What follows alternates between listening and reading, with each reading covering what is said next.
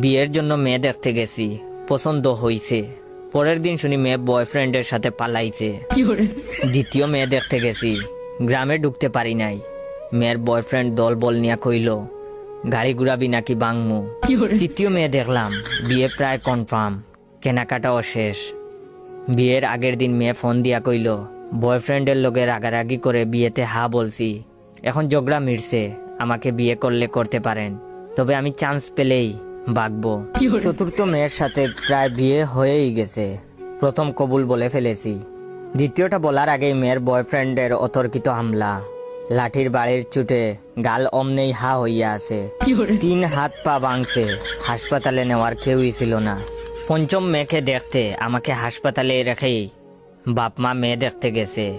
মেয়ের বয়ফ্রেন্ড হাসপাতালে আইসা আমার বাকি পাটাও ভাঙছে। আপনারা আরো অ্যারেঞ্জ ম্যারেজের আশায় বইসা থাকেন, প্রেম কইরেন না। তবে আমি মনে মনে সিদ্ধান্ত নিয়ে ফেলেছি, এই জীবনে আমি আর বিয়ে করবো না।